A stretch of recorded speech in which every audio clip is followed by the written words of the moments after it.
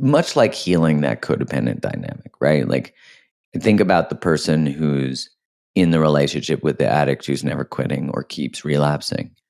Can you speak to maybe what is the way out for that person or what it may look like?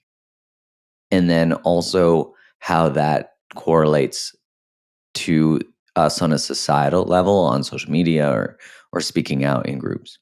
That's a very sensitive question you asked about loving someone that might never get clean and sober. Yeah. It's one thing if it's a spouse and you can think about divorcing that human. It's another if that person is your child. And I'm seeing so many people right now caught up with being faced with and forced to embrace the fact that their child is experimenting with fentanyl. Where can you even go with that?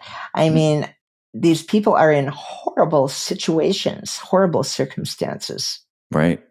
So these are some of the problems we're all tasked with solving while we create the new earth. What is the resolution to, or is it so individual to that type of, like, breaking out of that pattern?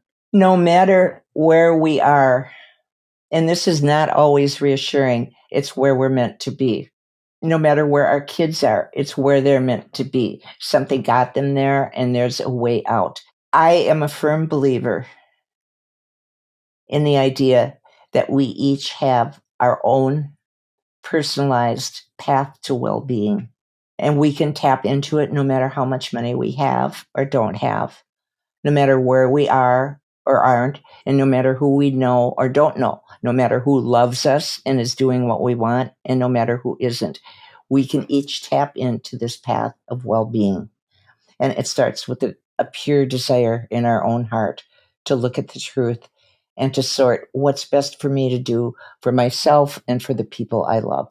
I hate to get into religion, but so many people think that we're supposed to just love everybody. And I believe that the commandment says love others as we love ourselves, not love others and completely despise and hate ourselves.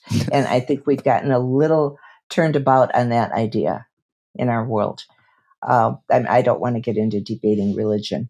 Religion was sent to help us be better people, not hate each other more. Yeah, that's an interesting interpretation of it because I agree with you. There's something lost in, like, if I post a message about unconditional love, I always add the caveat that it does not mean unconditional tolerance. And actually, it is loving to place boundaries. It's loving to have standards for other people, for yourself, for what you're committed to creating.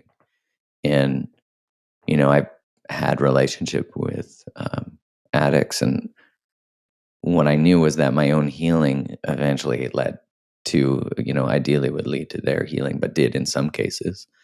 That just by me standing in what was true for me and what was healthy for me, and I chose to stop participating in the pattern, that was the invitation for them, which is not treat myself. It's not a guarantee.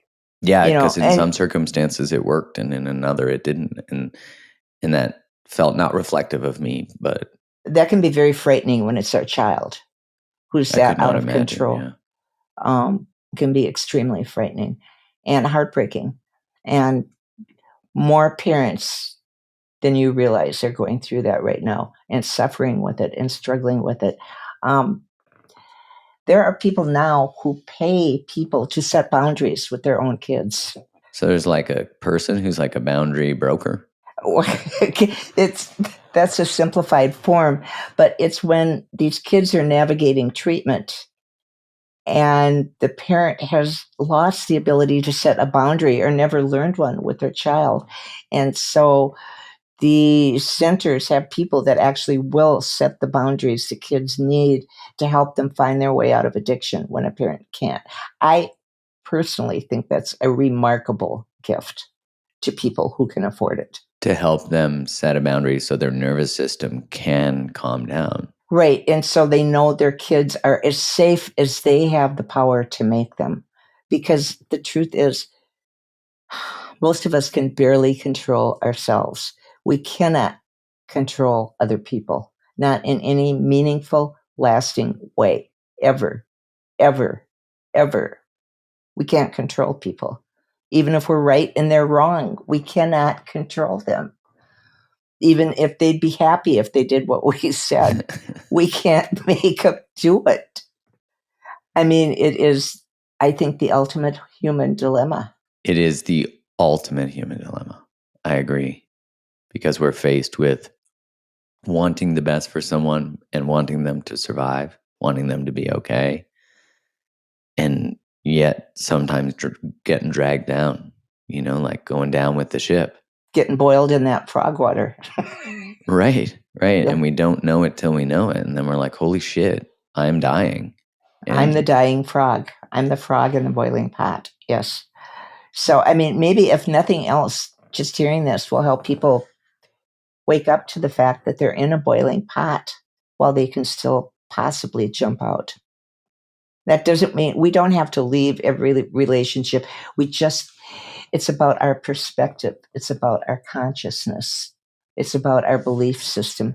We can start learning more. What is the person I love going through? Can I learn something about that would be helpful? Would it help me? Would it help him? The most important thing, and very hard for many of us to do, is to love ourselves unconditionally.